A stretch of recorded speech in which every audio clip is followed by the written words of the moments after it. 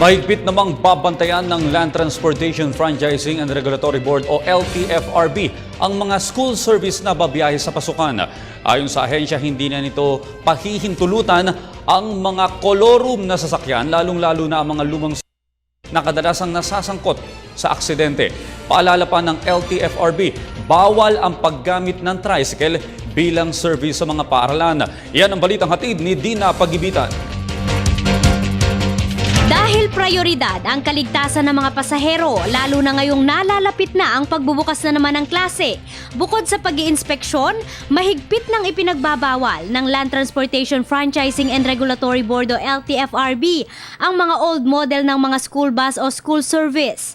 Paiigtingin din ng tanggapan ang paghuli sa mga kolorum na school service na siyang nagiging dahilan ng mga aksidente. Ito ang itsura ng lehitimong school service. Dilaw ang plaka, nakapintura sa gilid ang LTFRB case number, pangalan ng operator at pangalan ng eskwelahan na pinaghahatiran ng naturang service. At kaugnay ng mga safety measure na dapat ipatupad, gayon din ang issue ng pag-phase out na sa mga lumang modelo ng school service. Nagpulong ang mga school service operators, drivers, magulang at ang LTFRB. Ang nasabing pagbabawal na sa mga old model school service na bumiyahe ay bahagi ng programa ng gobyerno na i-modernize na ang mga pampublikong 2004 nang mag-issue ang tanggapan ng panukalang 15 taong lifespan sa mga school service. Ngunit taong 2007, hiniling na lamang na magkaroon ng Certificate of Roadworthiness ang mga school service. Bagamat tuluyan ng ipagbabawal ng LTFRB ang pagbiyahe ng mga lumang school service, nagbabaka sakali pa rin ang mga driver na ito na mapagbibigyan ang kanilang hiling na sapat umanong panahon upang makabili ng bago. Luma ngayon yun. Pero yung care namin sa mga bata, siguro masigit pa nga para sa mga bago. Kasi kami ang tumatayong magulang ng mga bata sa loob ng service.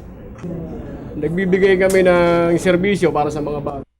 Hindi namin kinukumpara kung bago luma yung unit namin. Samantala, mahigpit ring pinaaalalahanan ng tanggapan ang pamunuan ng mga eskwelahan na ipagbawal ang paggamit naman ng tricycle bilang school service.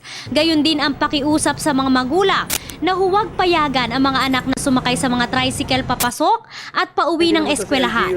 Madalas kasi umano na nag-o-overload ang mga tricycle driver ng mga pasaherong estudyante na takaw aksidente lalo na sa mga national highway.